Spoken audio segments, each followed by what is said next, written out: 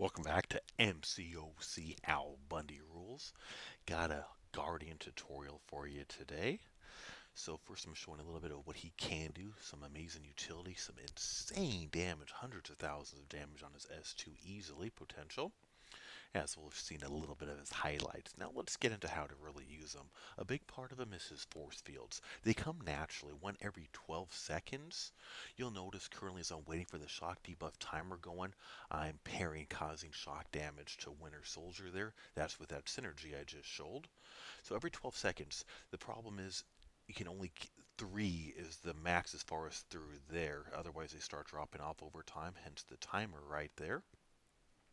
You will also so you can get you get three of them every time you do an S1, but after three they can start dropping off over time. S3, especially for longer fights, is a key to really building up a lot of force field charges as you get six and they stay indefinite, which is huge. You see auto block right there.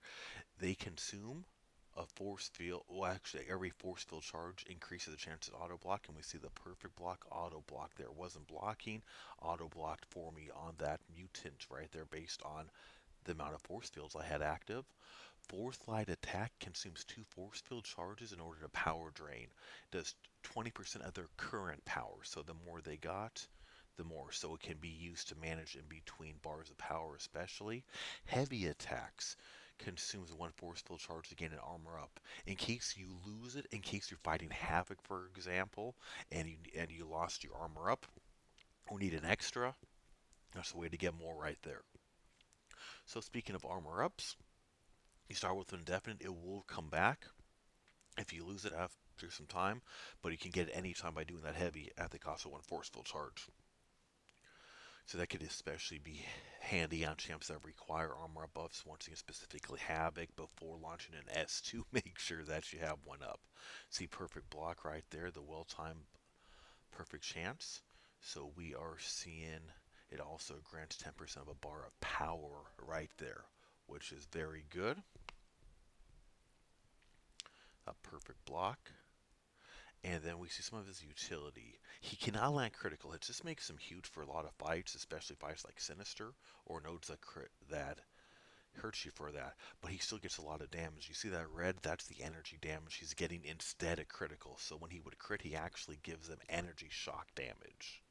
He can trigger parry against non-contact attacks, which is extremely useful. His usability gives him a ton versatility and sustainability in fights. As you see, he takes so little damage while using these abilities. When his abilities are below 100, you're going to see Domino start for no reason, start taking shock damage. It's because my offensive accuracy went down, so she started getting shock damage. Great for fights like that.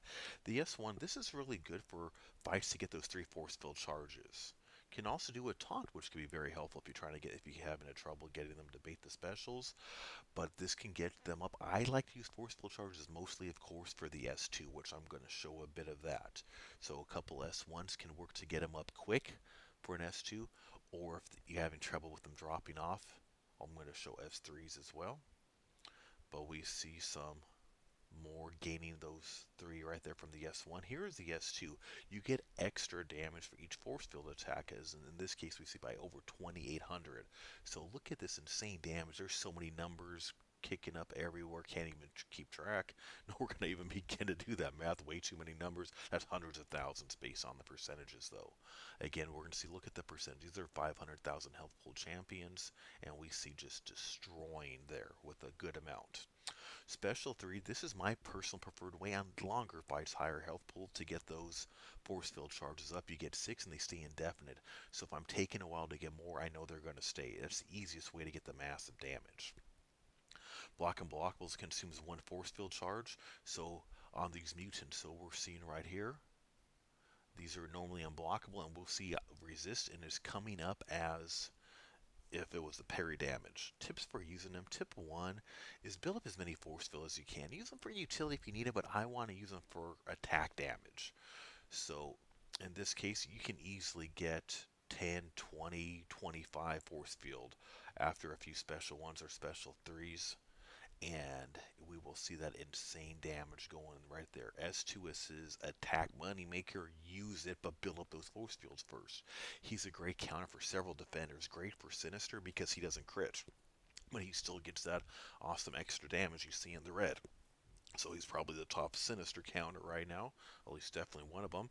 His armor up makes for a great Havok counter, so instead of that detonation, don't gotta worry about a big thing on him. Just make sure you have, if you want, you can parry and then heavy after the first hit, do an S2 to make sure you have an armor up before you launch that S2. Otherwise, if you don't have an armor up, it's going to hurt.